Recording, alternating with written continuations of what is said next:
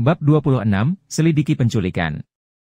Sekte Nether dianggap sebagai sekte terbesar di dunia kultivasi saat ini, dengan puluhan ribu anggota. Itu telah menjadi teror sekte ortodoks, serta musuh bersama dari semua pembudidaya ortodoks di dunia. Tidak disangka bahwa objek kebencian seperti ini tidak menunjukkan rasa takut dan secara terbuka merekrut anggota baru. Apakah ini cucumu, Pak Tua?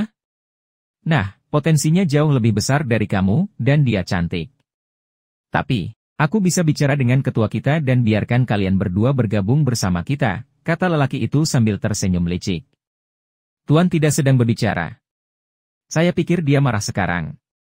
Guru berkata bahwa kita tidak bisa begitu saja membunuh orang, tetapi dia tidak mengatakan kita tidak bisa memukul orang. Berpikir seperti itu, Yuaner kecil berlari ketika dia mengangkat kakinya dan menendang dada pria itu. Pria itu terbang mundur seperti bola saat dia menundukkan kepalanya dan memuntahkan seteguk darah. Dia menabrak 3 kios dan jatuh sekitar 10 meter di tanah sebelum berhenti. Tendangan itu hampir membunuhnya. Itu mengejutkan orang-orang biasa di dekatnya, dan mereka dengan cepat mundur karena ketakutan. Apakah dia tidak menghormati hukum? Sayangnya, jika dia tahu sesuatu tentang hukum, dia tidak akan menjadi Yuaner kecil. Siapa yang memberi Anda hak untuk menyebut kakek saya orang tua?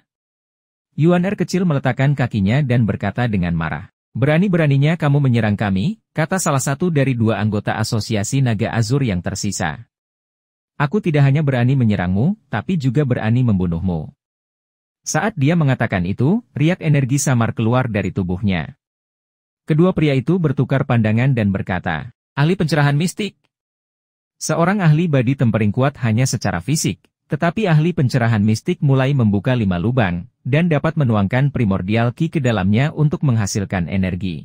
Hanya setelah mencapai alam pencerahan mistik seseorang dapat dianggap sebagai kultivator sejati. Celepuk! Kedua pria itu berlutut pada saat yang sama dan berteriak, tolong selamatkan hidup kami, Nyonya. Yuaner kecil menggelengkan kepalanya saat dia mendengus dan berkata, mengapa saya harus? Dia mengangkat tinjunya ketika Luyo berjalan mendekat dan berkata, kamu telah melakukan pekerjaan dengan baik, Yuaner. Pujian itu membuat Yuaner kecil tertawa gembira, dan dia berkata, hehe. Aku marah pada mereka karena menyebutmu orang tua. Jadi kupikir aku harus memberi mereka pelajaran. Luyo memandang kedua pria itu dan melihat sekeliling. Faktanya, dia tidak peduli tentang hidup dan mati mereka, tetapi kematian mereka akan menarik perhatian yang tidak diinginkan. Di mana markas besar cabang asosiasi naga azur? Dia bertanya. 3 mil di utara sungai Guanyang. Saya baru saja tiba di Anyang, jadi saya tidak begitu mengenal orang-orang dan tempat-tempat di sini. Kembalilah dan beritahu pimpinan Anda bahwa saya akan memanggilnya secara pribadi besok. Aku akan. Sekarang pergilah dari pandanganku. Mendengar itu, kedua pria itu berdiri dan membantu rekan mereka yang terluka sebelum melarikan diri dari tempat kejadian.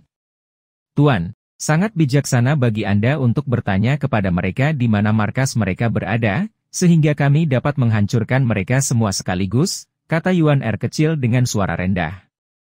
Luyo tersenyum saat dia dengan ringan memukulnya di dahi dan berkata, omong kosong apa yang kamu bicarakan? Saya hanya ingin menggunakannya untuk menyelidiki penculikan keluarga Ci. Aduh. Maafkan aku, Tuan. Apakah kamu masih ingat di mana rumahmu?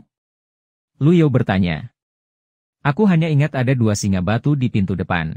Ayahku suka berlatih dengan pedang dan tombak sedangkan ibuku paling suka menyulam. Tidak, ibuku paling menyukaiku, kata Yuaner kecil. Dari murid Jitian Dao, beberapa diambil dari orang tua mereka dengan paksa sementara yang lain dikirim kepadanya oleh orang tua mereka secara sukarela. Luyo hanya ingat bahwa Yuaner kecil sangat kecil ketika orang tuanya mengirimnya ke Gunung Pengadilan Emas, dan dia tidak tahu alasan mengapa mereka ingin mengirimnya. Mengapa ada orang tua yang ingin mengirim anak mereka ke sarang serigala? Keluarga Ci tidak sulit ditemukan. Tidak banyak keluarga kaya yang bermarga Ci, dan karena Anyang tidak besar, mereka menemukannya setelah bertanya-tanya. Ketika mereka tiba di depan pintunya, Yuaner kecil sangat bersemangat sehingga dia terus melompati kepala 2 singa batu itu seperti kelinci. Tuan, ini singa yang saya ceritakan. Mereka persis sama seperti yang ada dalam ingatan saya. Sekarang kamu di rumah, jangan main-main. Turun. Oh. Saat itu, Luyo memperhatikan bahwa pencarian sampingan untuk menyelidiki penculikan muncul di menu pencarian. Pintu-pintu berderit saat mereka perlahan terbuka, menampakkan seorang pria paruh baya berpakaian seperti seorang pramugara yang memandang mereka dengan bingung. "Siapa yang kamu cari? Di mana ayah dan ibuku?" Yuan Er kecil mengintip dari balik pintu, sangat ingin melihat orang tuanya. Pramugara itu mengerutkan kening. "Kamu siapa, gadis kecil? Orang tuamu tidak ada di sini." "Pak." Yuan Er kecil menampar wajah pria itu. "Kamu yang memintanya. Sekarang minggirlah dari kakekku."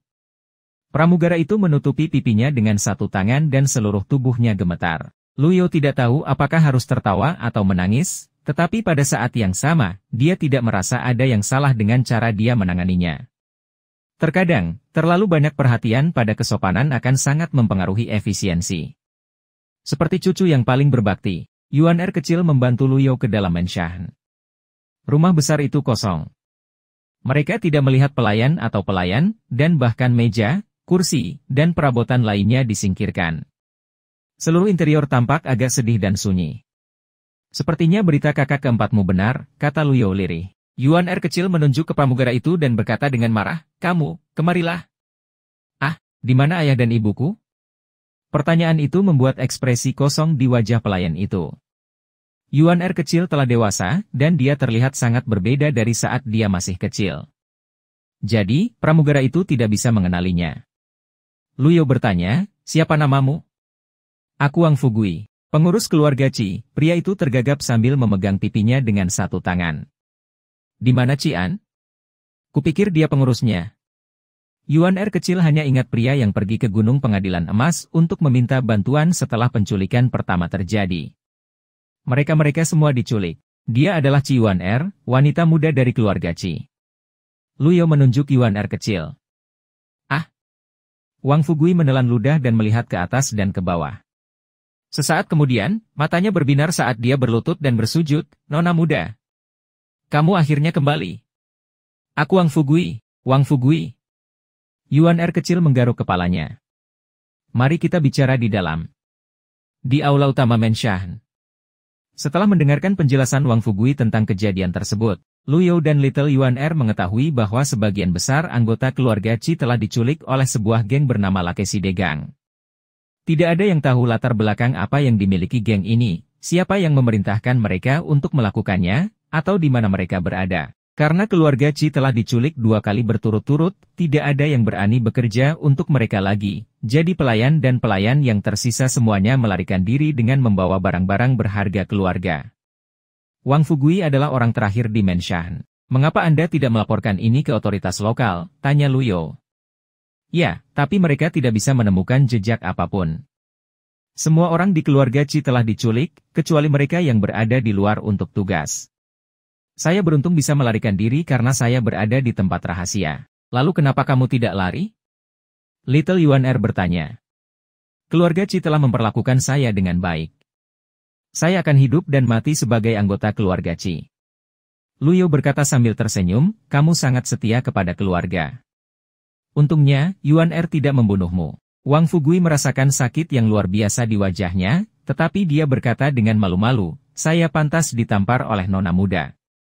Kau harus merahasiakan kembalinya Yuan Er. Aku akan menyelidiki penculikan itu dan menyelamatkan mereka," kata Luyo. Meskipun Luyo menjadi jauh lebih muda, dia masih terlihat tua dan lemah. Terlepas dari sikapnya yang mengesankan, dia tampak seperti orang tua yang bisa ditampar siapapun. Wang Fugui hanya tahu bahwa Yuan Er kecil diusir oleh ayahnya, tetapi dia tidak tahu kemana dia dikirim. Untuk tujuan apa, atau fakta bahwa tuannya adalah penjahat tua yang terkenal itu. "Tinggalkan kami sekarang."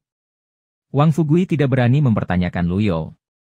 Meskipun Luyo sudah tua, dia tahu bahwa dia dihormati oleh Yuan Er kecil. Jadi, dia mengangguk dan pergi. "Yuan Er, ya tuan. Pergi ke Asosiasi Naga Azur besok pagi dan minta mereka untuk mencari tahu lebih banyak tentang apa yang disebut gang tepi danau ini." "Saya mengerti, Guru." "Ingat, jangan ungkapkan identitasmu." "Saya mengerti, Guru." Begitu dia menugaskan tugas, Luyo mendengar perintah sistem.